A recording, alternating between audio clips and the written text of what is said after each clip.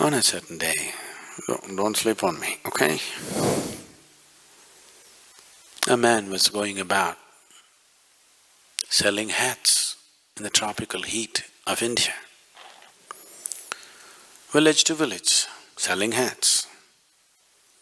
In the afternoon, he was very tired, came and sat under a tree, opened his packed lunch, ate it, dozed off. After some time, he opened his eyes. To his dismay, all the hats were gone. He looked around, where are the hats, where are the hats? He couldn't find them anywhere.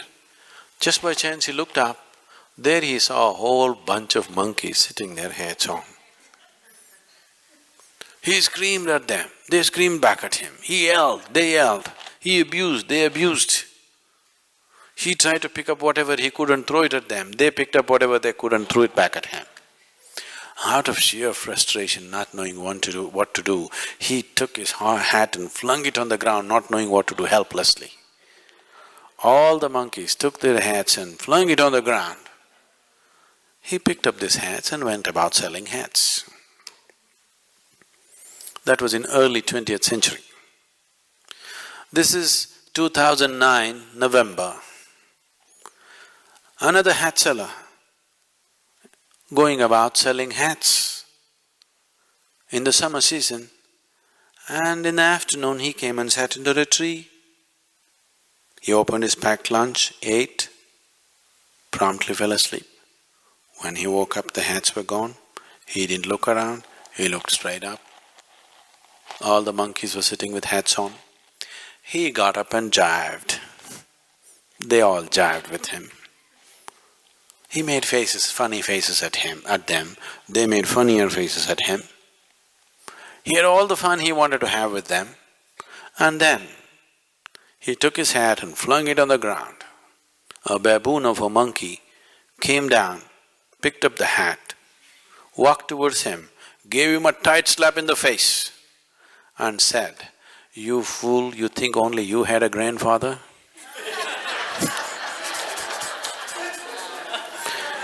There is scientific evidence that monkeys are evolving. About human beings, there is no such thing. Because what is human cannot evolve unconsciously.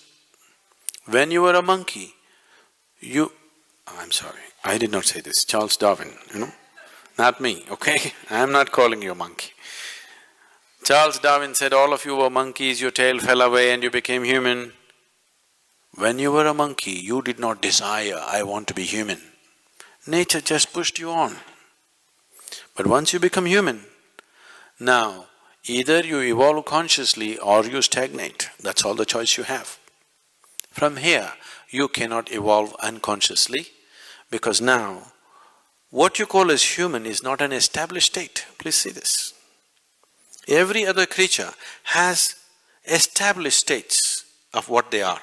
What is human is not established. This moment you can be godlike, next moment you can be brute-like, isn't it? Isn't it so? What is human is a flux. You can be anything you want, and this is the human being struggle. Right now, human beings are not suffering their bondage, they are suffering their freedom. You could choose to be anything you want right now, this moment. You could choose to be whichever way you wish to be right now within yourself. This is the struggle, isn't it? If your life also was fixed as the animal life is fixed, this is how you will be, you wouldn't be struggling so much. You wouldn't be experiencing as much pain and misery that human beings are experiencing right now, isn't it? See, for example, a tiger is born. A tiger is not sitting and wondering, how will I become a good tiger? How to become a good tiger? Should I go to the tiger college? Just eat enough food. If you eat well, he becomes a good tiger, isn't it? You are not like that. You were born as a human being. To become a good one, how many things you have to do. Whatever you do, till the end you don't know whether you made it or not. Yes or no? Socially, in a particular society, you can look at people and say, okay, compared to this person, I am better. But by yourself, you do not know. whether you are this way or that way, isn't it? Because what is human is not an established state. Every other creature, it's a fixed state. They eat well, they'll become that.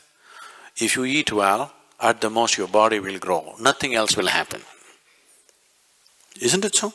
Everything else have to be strived for because nature has left you free to become whatever you want to become. And right now humanity is suffering its freedom, not its bondage. If you're suffering your bondage, it's bad enough, but it's okay. Because if you suffer your bondage, you will want to become free. If you suffer your freedom, it's a tragedy, isn't it? Isn't it so? Once you start suffering your freedom, it's tragic, because what is the way out of freedom? There's a way out of bondage. Where is the way out of freedom? I can bind myself. Please see in how many ways you're trying to bind yourself.